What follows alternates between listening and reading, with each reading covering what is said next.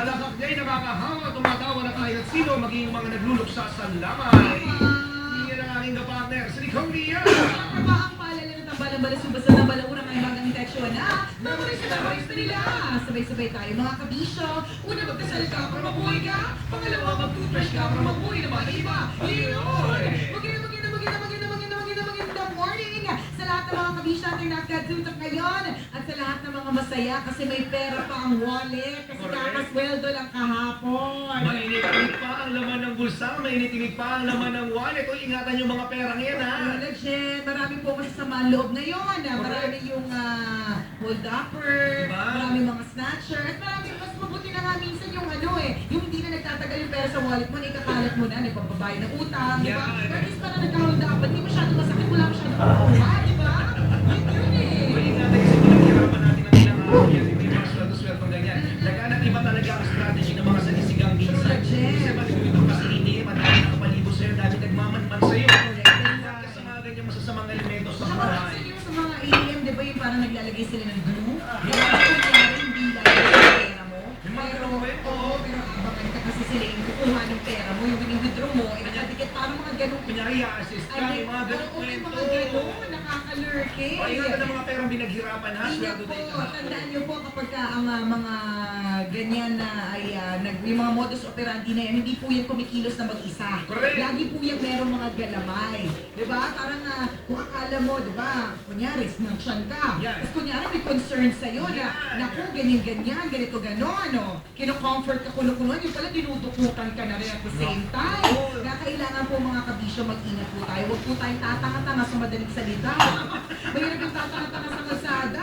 At saka, yung mga yung mga gamit po natin, hindi po dapat natin na-expose. Correct, lalo na kung alam natin mamahalin, hindi ka nakakala natin. Hindi lang yun, ang issue pa na mamahalin, kung hindi pa kaya. Diba?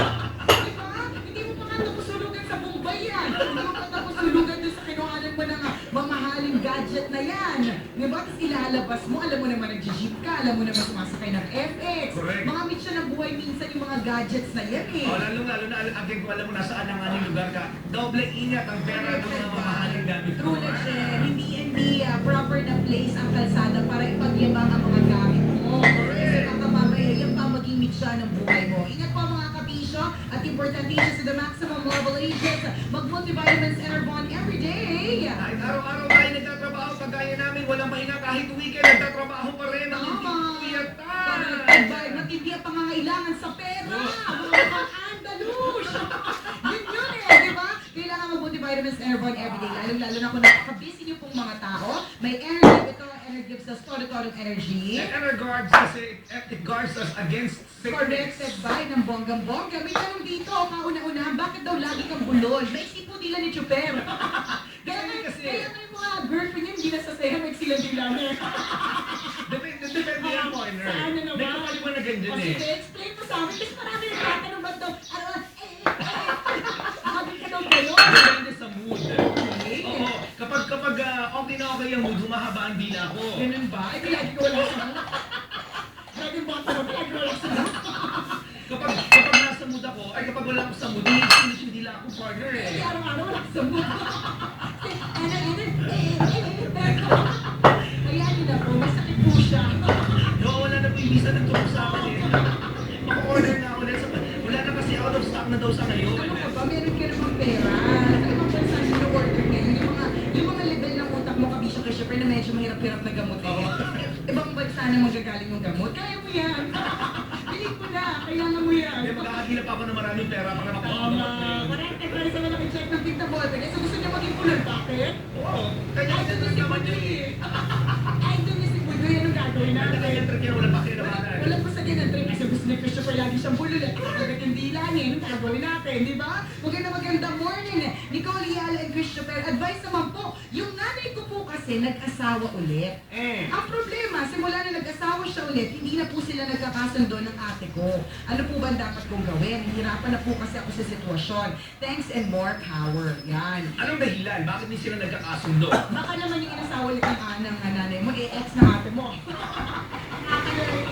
Isa pa rin ang love interest True niya. na, Jen. Ginagawa ni Ang Bukra. pala, oo. Ano pa ng eksena? Siguro kasi dapat bago sa akin, wala naman ng mga balo, wala naman ng mga widow, wala naman ng, meron ulit. Correct. Kaya lang kasi dapat i-consider ng mga nanay o mga tatay na nawalan na ng asawa na meron na silang mga anak at hindi sila pwedeng magdesisyon ng sila lang. So kailangan isang guni pa rin sa mga Kahit anak. pa paano, pwede hindi pumayag, pero baka na feeling ko dyan, kaya nag-irita si Oo. ate dahil sapagkat because nag-agulatan. Isang araw iba na naman lalaki sa buhay ni nanay. Di ba? Isang araw pag-isip lang, may ginanakit na lalaki si Mudra. Hindi natin maalisin sa mga anak, lalong-lalo na kung hindi naman napag-usapan. Correct. Hindi napag-desisyonan. Feeling ko kailangan, family decision pa rin yun kasi lalong-lalo na kung yung mga anak ay nasa loob ng bahay, tapos may makikita na ibang lalaki, di ba?